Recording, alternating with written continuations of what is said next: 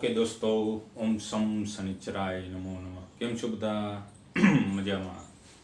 હવે મિત્રો, છેલ્લા લેક્ચરમાં આપણે કોષની ડિટેલમાં માહિતી દીધી હતી. હવે જેમ અવરોધ આપણે શ્રેણીમાં જોડ્યા, અવરોધ સમાંતરમાં જોડ્યા, એવી રીતે આપણે વિદ્યુત કોષ યાની કે બેટરીને પણ શ્રેણી અને સમાંતર અને મિશ્ર જોડાણમાં વિચારશું. તો સૌથી પહેલા આપણે એક વસ્તુ વિચારી લઈએ, પછી પ્રશ્ન તરફ જઈએ કે ઘણી વખત વ્યવહારમાં એવું બને કે આપણી પાસે એક જ બેટરી છે, એક જ સેલ છે, એક જ કોષ છે. તો એક જ કોષથી આપણને પ્રવાહને વોલ્ટેજ મળતો હોય, પણ આપણે જેટલી જરૂર હોય, જેટલા પ્રવાહની અને જેટલા વોલ્ટેજની જરૂર હોય, એટલો પ્રવાહ કે એટલો વોલ્ટેજ એક બેટરી અથવા એક સેલ આપણને પૂરો પાડી શકે નહીં.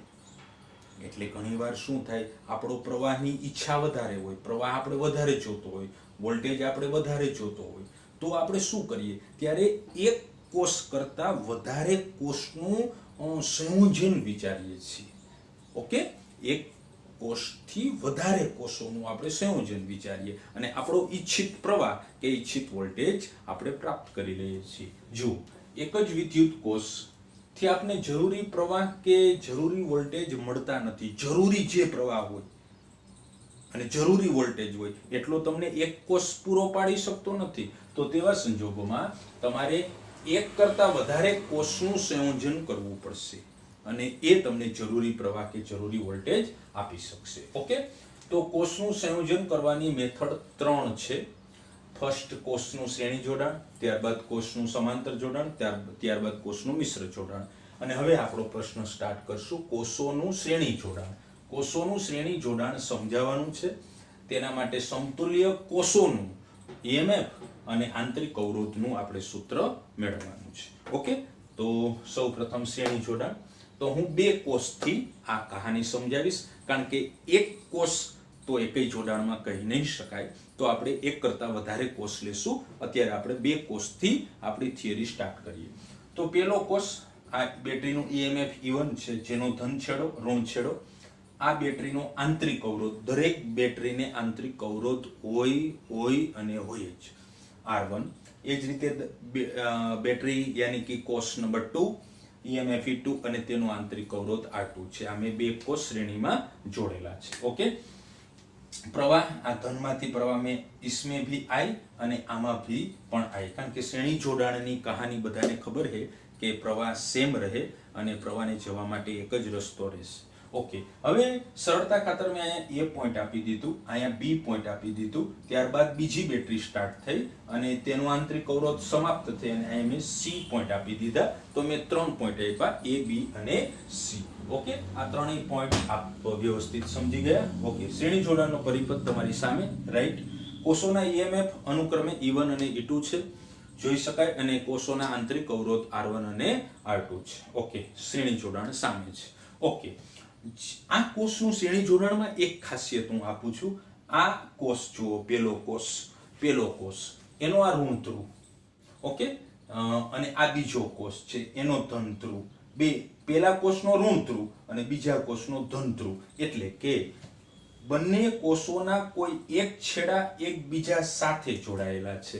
ઓકે, આ કોષનો ઋણ છેડો અને આ કોષનો ધન છેડો આ એક જ સામાન્ય બિંદુ અથવા તો એકબીજા સાથે B પોઈન્ટે જોડેલા છે. જ્યારે આ કોષનો ધન છેડો મુક્ત થઈ ગયો અને આ બીજા કોષનો આ છેડો મુક્ત છે, એમ તમે વિચારી શકો. ઓકે, સેન્ટેન્સ સાંભળી લો. જેમાં એટલે કે શ્રેણી જોડાણમાં બંને કોષોના કોઈ એક છેડા એકબીજા સાથે કનેક્ટ થયેલા છે, જ્યારે બંને કોષોના બીજા છેડાઓ મુક્ત છે. આપ જોઈ શકો છો. હવે આપણે A બિંદુએ સ્થિતિમાન ધારી લેશું VA, B બિંદુનું સ્થિતિમાન V of B અને C બિંદુનું સ્થિતિમાન V of C. જોઈ શકો છો A, B અને C પોઈન્ટના સ્થિતિમાન. ઓકે, હવે આ પ્રથમ કોષ છે તમારો અને આ એનો આંતરિક અવરોધ છે. તો આ પ્રથમ કોષ કયા બે બિંદુ વચ્ચે આવી રહ્યો છે? આન્સર છે A અને B વચ્ચે. ઓકે, તો પ્રથમ કોષ જેનું EMF E1 છે, કયા બે પોઈન્ટની વચ્ચે આવે છે? A and B. તો VAB, A અને B વચ્ચેનો પોટેન્શિયલ ડિફરન્સ A અને B વચ્ચેનો પોટેન્શિયલ ડિફરન્સ. A અને B વચ્ચેનો પોટેન્શિયલ ડિફરન્સ. અત્યારે પ્રવાહ તમારો વહે છે. જો આ બેટરીના ધન ધ્રુવમાંથી પ્રવાહ વહે છે, આ એ બેટરીના ધન ધ્રુવમાંથી પ્રવાહ વહે એટલે આ કોષ ડિસ્ચાર્જ થાય છે. અને જે કેસ મેં તમને આપેલા આમ ઋણમાંથી પ્રવાહ બહાર નીકળતો હોય ને તો એ ચાર્જ થતી હોય. ઓકે, ત્યારે કોષ ડિસ્ચાર્જ થાય છે. ઓકે, તો VAB લખવું હોય તો VA minus VB, VA minus VB બે વચ્ચેનો પોટેન્શિયલ ડિફરન્સ. ઓકે, અને આપ એક સૂત્રથી માહિતગાર છો કે જ્યારે આપણી સર્કિટમાં પ્રવાહ વહેતો હોય, ડિસ્ચાર્જ થતો હોય ત્યારે આ સૂત્ર બધાને યાદ હોવું જોઈએ. V બરાબર E માઇનસ IR. આ સૂત્રનો પ્રસાદ આપણને ખ્યાલ હોવો જોઈએ. ઓકે, તો એ જ મુજબ VA minus VB is equal to VAB લખી શકાય અને V is equal two E minus IR. Okay, તો અહીંયા લખાશે E1 માઇનસ IR1 કારણ કે I તો બે માટે સમાન છે, શ્રેણી જોડાણમાં પ્રવાહ સરખો હોય. ઓકે, બીજા કોષ માટે બીજો કોષ તમારો E2 છે. આ એનો આંતરિક અવરોધ છે કે આ બે પોઈન્ટ વચ્ચે જોડેલો છે B અને C વચ્ચે. તો VBC એને VBC બોલાશે, VB માઇનસ VC લખાશે. V બરાબર E માઇનસ IR સૂત્ર થશે. તો VB minus VC is equal to E2 minus એ કોષમાંથી વહેતો પ્રવાહ યાની કે I ઇન્ટુ R2. તો એ ભી આપ સરસ રીતે સમજી ગયા. હવે બે છેડા મુક્ત છે તેના ઉપર હું ચર્ચા કરીશ. A અને C છેડો બંને મુક્ત છે. તો A અને C વચ્ચે પોટેન્શિયલ ડિફરન્સ જેની અંદર બંને કોષ આવી જાય છે. તમે જોઈ શકો છો A અને C એ બે બિંદુ વચ્ચે બંને કોષ આવી જાય છે. તો એની વચ્ચે પોટેન્શિયલ ડિફરન્સ A અને C ધ્રુવો વચ્ચે potential difference VAC is equal two VA minus VC એ રીતે લખી શકાય. VA માઇનસ VC એ રીતે લખી શકાય. પરંતુ VAB વત્તા VBC કારણ કે શ્રેણી જોડાણમાં હંમેશા સ્થિતિમાનનો સરવાળો થાય. આપે પોઈન્ટ ક્લિયર કરેલો હશે અવરોધના શ્રેણી જોડાણ માટે V is equal two V1 plus V2. તો VAC ને તમે આમ ભી લખી શકો VAC is equal to VAB વત્તા VBC. Clear cut. VAC is equal to VAB નો જવાબ તમારી પાસે E1 માઇનસ IR1 વત્તા E2 માઇનસ IR2. સાદું રૂપ સિમ્પલ है, મારી સાથે ધ્યાન આપો. VAC is equal to E1 plus E2. E1 વાળા X ગ્રુપમાં રાખી દીધા. E1 plus E2 minus IR1 વત્તે ઓછા માઇનસ IR2. माइनस कॉमन तो minus common into bracket IR1 plus IR2. इसमें से I फिर से कॉमन तो VAC is equal to E1 plus E2 minus I into bracket R1 plus R2. એટલો screenshot લઈ લો, પછીનો પ્રશ્ન હું આગળ ધપાવું છું.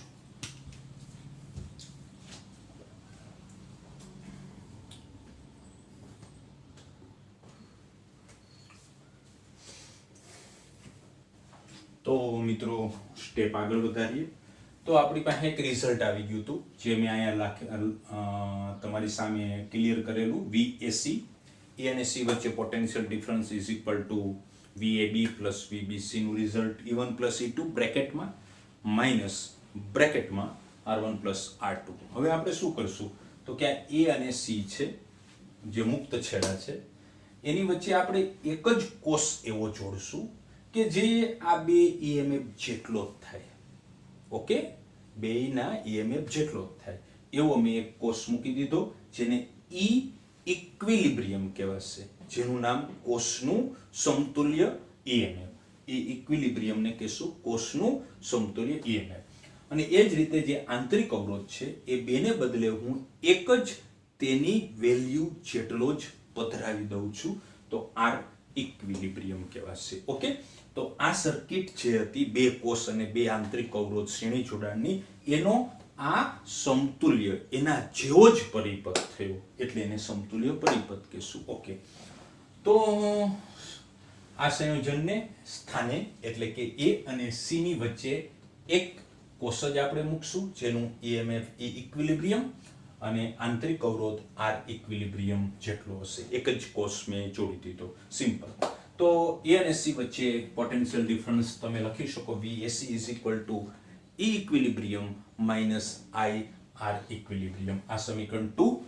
સમીકરણ 1 એ પણ VAC, સમીકરણ 2 પણ VAC, બંનેને સરખાવ્યા તો આ ભાગ મેં પહેલા રાખેલો અને સામેની સાઈડ સમીકરણ 1 ની મેં સામે રાખેલી.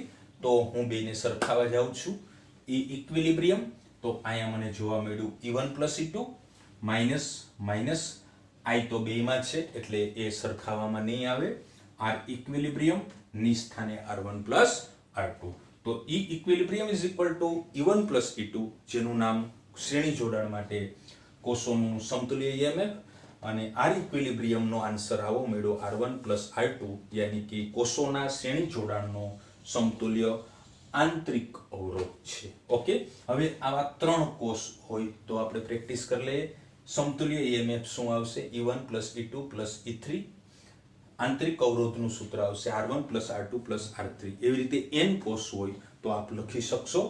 n કોષ માટે n કોષો શ્રેણી જોડાણમાં હોય તો ઈ ઇક્વિલિબ્રિયમનું સૂત્ર સભી બોલો E1 plus E2 plus E3 plus up to dot dot dot plus En.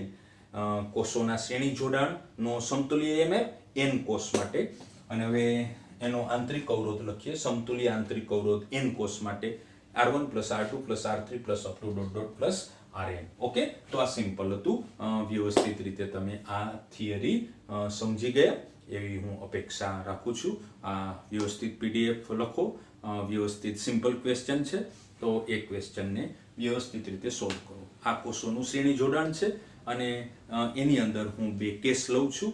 પહેલાનો સ્ક્રીનશોટ લેજો.